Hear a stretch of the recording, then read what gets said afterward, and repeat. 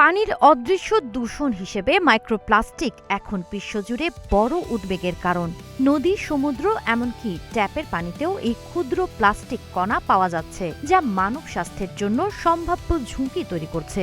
তবে সাম্প্রতিক এক গবেষণা বলছে এর কার্যকর সমাধান মিলতে পারে পরিচিত একটি গাছ, সজনে গাছের বীজে। সাও পাওলো স্টেট ইউনিভার্সিটির বিজ্ঞানীরা যুক্তরাজ্যের গবেষকদের সঙ্গে যৌথভাবে পরিচালিত এই গবেষণায় দেখিয়েছেন সজনে বীজের নির্যাস ব্যবহার করে পানির প্রায় 98.5% মাইক্রোপ্লাস্টিক অপসারণ করা সম্ভব।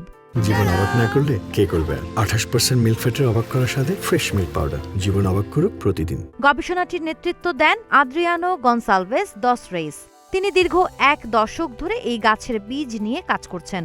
গবেষকদের মতে সজনে বীজে থাকা প্রাকৃতিক প্রোটিন পানির ভেতরের ক্ষুদ্র কণাগুলোকে একত্রিত করে বড় দানায় পরিণত করে।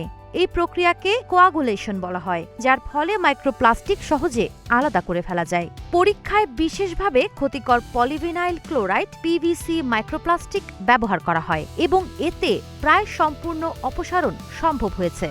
গবেষণায় আরও দেখা গেছে অনেক ক্ষেত্রে সজনে বীজ প্রচলিত রাসায়নিক পরিশোধন পদ্ধতির মতোই কার্যকর, এমনকি কিছু ক্ষেত্রে আরও ভালো ফল দেয়, বিশেষ করে পানির ক্ষারীয় অবস্থায়। তবে এই পদ্ধতির সীমাবদ্ধতাও রয়েছে। একটি সজনে বীজ দিয়ে প্রায় 10 লিটার পানি বিশুদ্ধ করা সম্ভব, যা বৃহৎ শহরের পানি পরিশোধন ব্যবস্থার জন্য পর্যাপ্ত নয়। তবুও গ্রামীণ এলাকা বা ছোট সম্প্রদায়ের জন্য এটি কম খরচে, পরিবেশ বান্ধব এবং টেকসই সমাধান হতে পারে। বিশেষজ্ঞদের মতে ভবিষ্যতে এই পদ্ধতি উন্নত করা গেলে সাশ্রয়ী পানি পরিশোধনে নতুন দিগন্ত খুলতে পারে।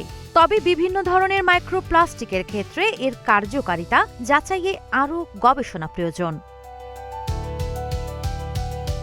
সাবা খান, নাগরিক প্রতিদিন।